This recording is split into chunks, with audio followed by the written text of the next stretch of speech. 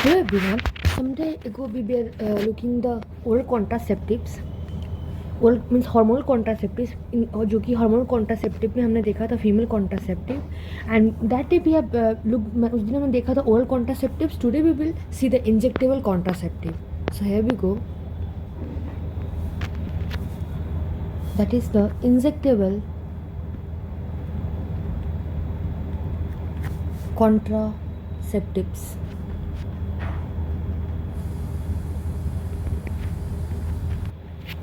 Basically injectable contraceptive का आखिर बनाया क्यों गया?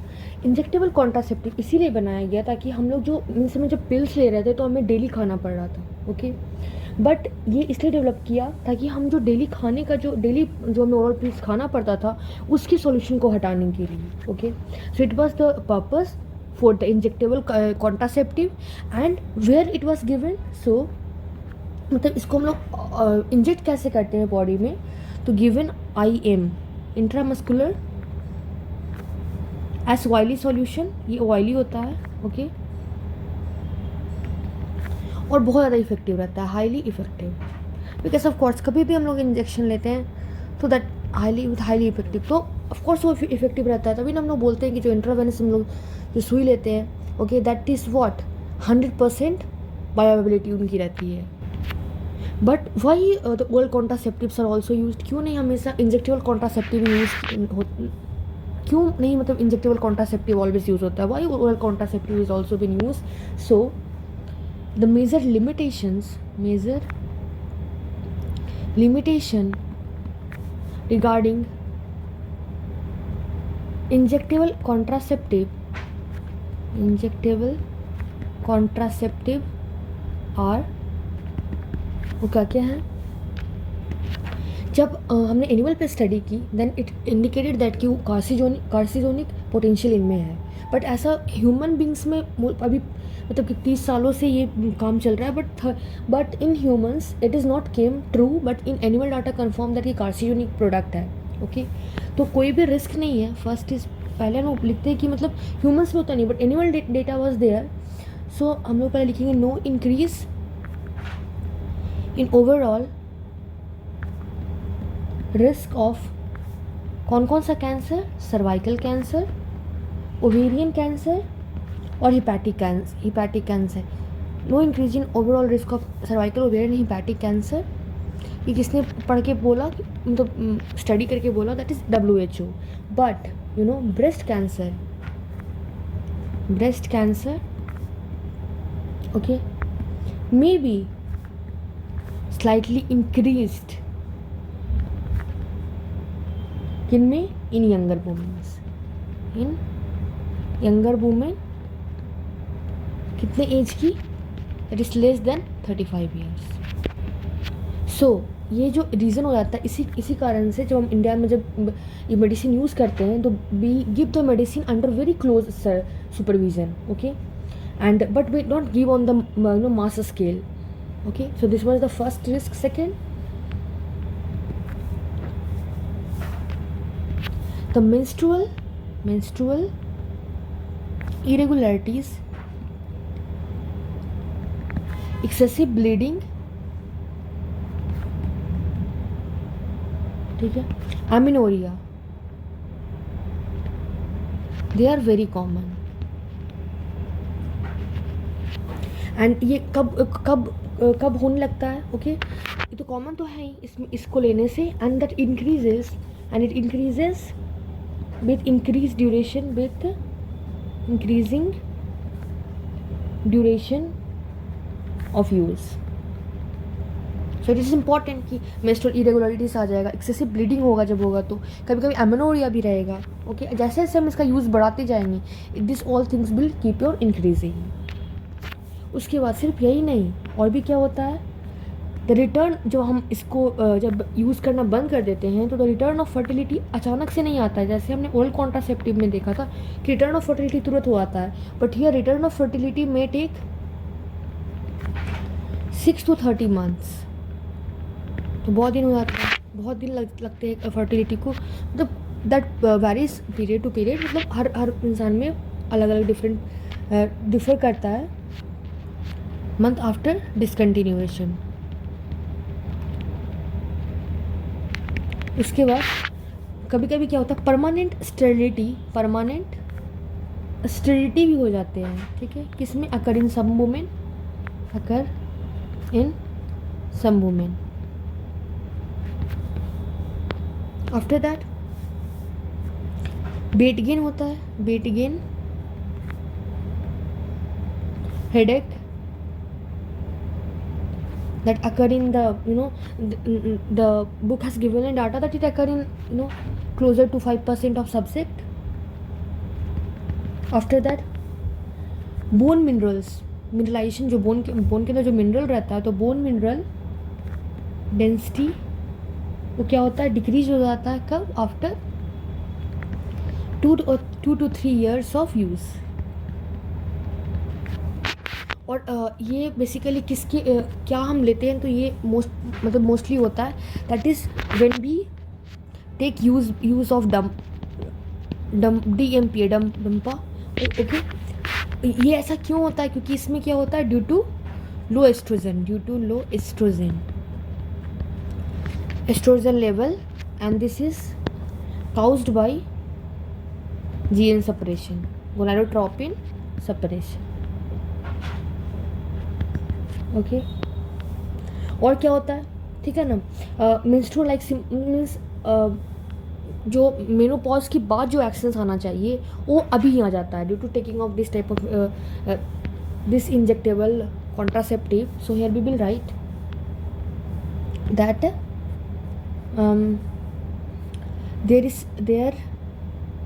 there may be symptoms of menopause like, okay, menopause like, and they are the, like, example is hot flashes, vaginal dryness, and एक और क्या है, that is reduced libido, okay. So ये दो हो गए, और भी बहुत सारे हैं, अभी बता रही हूँ।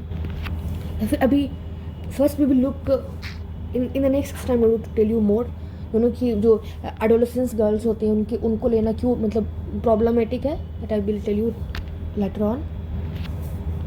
सो ये तो इसकी ड्रॉबैक्स हो गई। So we will see that now the long acting progestin alone injection वही यूज़ में होता है, आर इन यूज़ नाउ। ये क्या होता है कि हम लोग उसको क्या करते हैं, इंजेक्ट करते हैं, injected alone once in 2 to 3 week, so 2 to 3 month. क्या डिपेंड किस पे करता है, depend on the steroids and its dosages. और इसके अगर हम लोग देखेंगे कि मार्केट में कैसे मतलब किस चीज़ से आता है, तो there are 2 compounds, okay, 2 compounds, and what are they. A में हम बोलेंगे पहले DMPA, and B is norethisterone, okay, they are the 2 component. Now we will look about the DMPA. DMPA इसकी फुल फॉर्म अगर हम देखते हैं तो नाउ DMP का फुल फॉर्म लिखते हैं, that is the depot मेड्रॉक्सी progesterone acetate, okay. ये इसका डोज क्या होता है, that is the 150 milligram, that is eight 3 month of interval, okay. और जो हमने एक और पढ़ा था, बी क्या पढ़ा था, नॉर इथिनीड्रोन, या फिर इसको हम लोग बोलते हैं क्या, जो मैंने ऊपर लिखी थी, नॉर इथिस्टेरॉन, ओके। उसको क्या NEE, we can write NEE, okay. This is what 200 milligram at 2 month of interval. तो जो मैं ऊपर बोल रही थी कि मैं बहुत सारे ड्रॉबैक्स और भी है जो बोलूँगी, तो यहाँ पे पहले हमने देख लिया कि there are 2 compounds, DMP and norethisterone, okay, और एक 3 मंथ के इंटरवल पे लेते हैं, एक 2 मंथ के इंटरवल पे लेते हैं, क्योंकि 2 month. So now let's look that क्या क्या मैं ड्रॉबैक्स की बात कर रही थी। तो मोस्ट इम्पॉर्टेंट ड्रॉबैक क्या है इसका, किसका, पहले तो हम लोग देखेंगे DMPA डंपा का, that is the complete disruption of menstrual bleeding,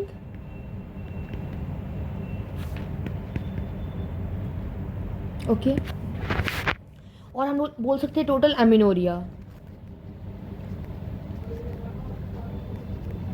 तो इसका बहुत इंपॉर्टेंट ड्रॉबैक है। तो अब इसके लिए क्या होगा, जो एडोलेसेंस है ना, तो एडोलेसेंस एक गर्ल है जो लैक्टेटिंग मदर्स है, उसके लिए बिल्कुल भी सूटेबल नहीं है। तो हम यहाँ पे लिखेंगे it is not suitable for adolescent girl, okay, and lactating mother. तो डंपा बेसिकली उन लोगों को मोस्टली प्रेफर किया जाता है, उन लोगों के लिए ही सिर्फ मोस्टली है जो लोग और कॉन्ट्रासेप्टिव से उसको अच्छे से यूज़ नहीं कर पा रहे हैं, तो उनको हम डंपा देते हैं। ऐसे हम लोग जनरली प्रेफर नहीं करते हैं। और जो NE है, जो नॉन इर्टिस्टेरॉन और नॉन इर्टिड्रोन है, ओके, ये हम लोग बेसिकली इसकी फेलियर रेट बहुत ज़्यादा है, ओके, और ये बहुत शॉर्ट एक्टिंग है डंपा, सो ये भी उतना प्रेफर ही नहीं किया जाता है, okay. So this all was about injectable. Now what are the, ये सब जो हमने पढ़ा उसका मैकेनिज्म ऑफ एक्शन क्या है, that we are going to look now. So mechanism of action,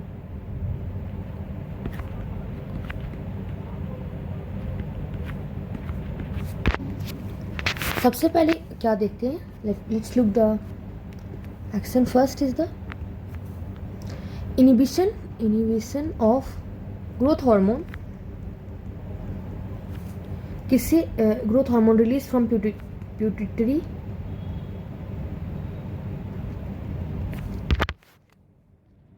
कैसे, by normal feedback mechanism, okay.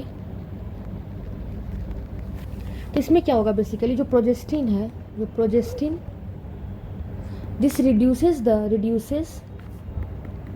मतलब क्या, मतलब जो गोनाडोट्रोपिक हार्मोन जो रिलीज होता है उसको इनहिबिट करना प्यूटिटरी से, कैसे, नॉर्मल फीडबैक मैकेनिज्म से। कैसे, क्योंकि इट इज़ इम्पॉर्टेंट ना, जो ग्रोथ हार्मोन्स जो होते हैं, सॉरी गोनाडोट्रोपिक हार्मोन जो होते हैं, उसको हम इनहिबिट कर देंगे तो ऑफकोर्स ओव्यूलेशन पे इफेक्ट पड़ेगा ना। तो we will look that progestin हमने पहले दिया, तो progestin will reduce the frequency of LH, जो कि गोनाडोट्रोपिन हार्मोन है, तो LH secretory, reduce frequency of LH pulse, secretory pulse. और हमें सबको पता है फ्रॉम अवर 12th क्लास की, जो LH का अगर सिक्रेटरी पल्स नहीं आएगा तो ओव्यूलेशन ट्रिगर नहीं होगा, okay. So this is LH secretory pulse, this is a optimum pulse frequency, this is required to trigger the ovulation, तो प्रोजेस्टिन उसको क्या कर दिया, रिड्यूस कर दिया। First thing is this. और जो एस्ट्रोजन है, ये प्रोजेस्टिन हो गया, अब now estrogen, this will reduce the FSH secretion. तो दोनों ने अपना अपना काम किया, एक LH को कम किया, एक FSH को कम किया, ओके। अब क्या है, जब हम ये दोनों कंबाइंड पिल लेंगे तो व्हेन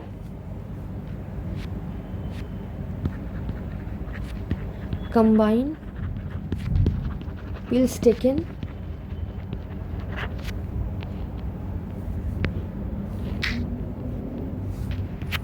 तो क्या होगा, जो FSH और LH है, FSH एंड LH दोनों रिड्यूस हो जाएगा,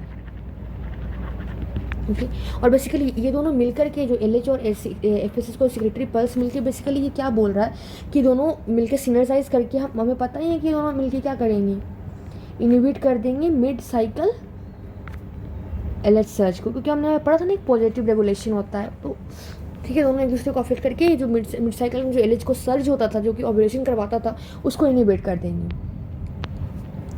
तो मिड सर्ज एबॉलिश हो जाएगा। जिससे क्या होगा कि जो फॉलिकल्स होगा, so follicles fail to develop and fail to rupture. तो अगर फॉलिकल फेल हो जाएगा डेवलप होने से, फेल हो जाएगा रप्चर होने में, this means that the separation of ovulation, this is the primary mode of action of combined oral pill. Okay, so this was the first कि हम लोग कैसे gonadotropin हार्मोन को हम लोग इनिबिट करते हैं by the feedback mechanism. Okay, तो this was the first thing. After that ये तो हम ओरल कॉन्ट्रासेप्टिव के लिए जो हमने एस्ट्रोजन और प्रोजेस्टेरोन कंबाइन करके पिल्स दिए थे उसका ये मैकेनिज्म था. Okay, now we are going to look, जब हम लोग low dose progesterone only pills देते थे, जिसको हम मिनी पिल्स भी बोलते हैं, वो देते हैं, तो उसकी एक्शन क्या होती है. तो here we will write that second, that the low dose progestin only pill, okay, और एक और की प्रोजेस्टिन ओनली. एक था ना कि हम लोग पढ़े थे कि जो long acting progestin loan injection हम लोग देते हैं, जो कि हम लोग 2 से 3 जो DMPA है. ओके, तो वो सब जो NEE है, तो वो सब लोग देते हैं. तो उसका भी लिख रहे हैं कि low dose progestin only pill and progestin only injectable regime. ये भी क्या करता है, एले जो सर्ज है उसको मतलब कम करता है. ओके, मतलब इसकी स्पीड कम कर देती है. ठीक है ना, मतलब एले सर्ज की मतलब धीरे धीरे होता है, मतलब इन कंसिस्टेंट वे में नहीं होता है. तो जिससे क्या होता है कि जो ओव्यूलेशन होता है, ओव्यूलेशन में अकर इरेगुलरली, कब, in 1/3 cycle.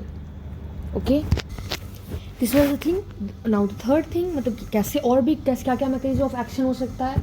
तो there could be thick cervical mucus. So here we will write thick